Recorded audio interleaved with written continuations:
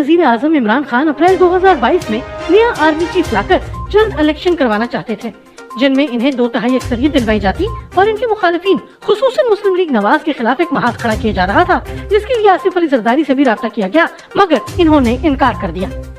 ये कहना था सीनियर सहाफी हामिद मीर का न्यूज़ वन चैनल पर सज्जाद मीर के साथ इंटरव्यू में, जहां मुल्क की मौजूदा सियासी सूरत हाल पर वो अपना तबसरा दे रहे थे। हामिद मीर का कहना था कि मुस्लिम लीग नून और पीपल्स पार्टी ये बताने के लिए तैयार नहीं है कि वो इमरान खान को अप्रैल में ही क्यों निकालना चाहते थे। इसकी वजह ये थी कि पीपल्स पार्टी से इमरान खान और मुख्तलिफ कुव्वतों से ताल्लुक रखने वाले कुछ अफराद ने इदारे की तरफ से हिदायत के तहत नहीं बल्कि इनफरादी हैसियत में राब्ता किया था और कहा था कि हमारे साथ ताउन करें और हम कोई इत्तेहाद की सूरत निकाल सकते हैं। इमरान खान जो तासुर दे रहे थे कि आसिफ जरदारी मेरी बंदूक की नशिस्त पर हैं, बात इसके बिल्कुल उलट थी।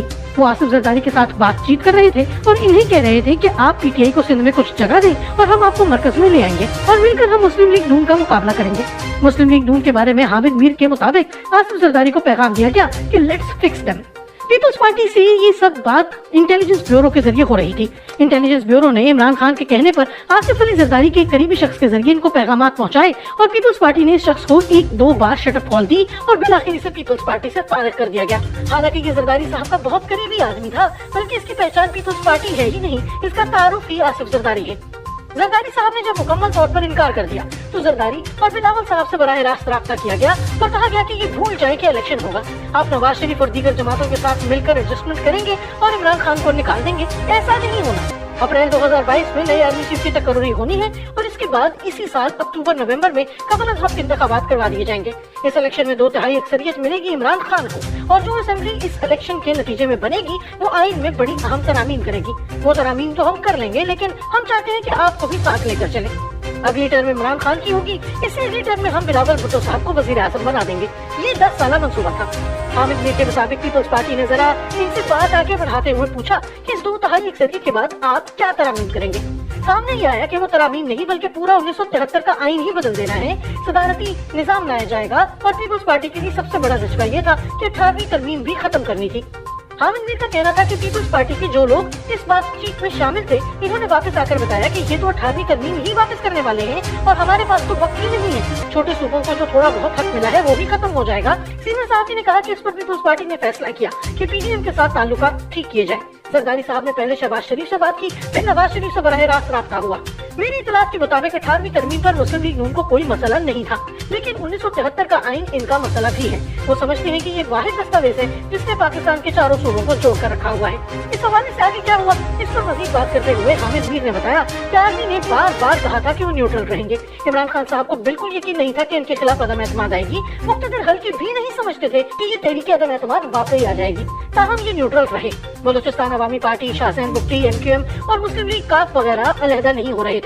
इमरान खान की जमात से तासुर देने की कोशिश करती है कि इन्हें एस्टेब्लिशमेंट की तरफ से कहा गया था कि वो इमरान खान को छोड़ दें और अपोजिशन इत्तेहाद के साथ मिल जाए। उन्होंने कहा कि मैं चैलेंज करता हूं कि मामला तो इसके उलट है। इन लोगों को एस्टेब्लिशमेंट के कुछ लोगों ने बार बार राब्ता करके कहा कि वो इमरान खान का साथ ना छोड़ें, इसी वजह से परवेज इलाही दूसरी तरफ पहुंच भी गए।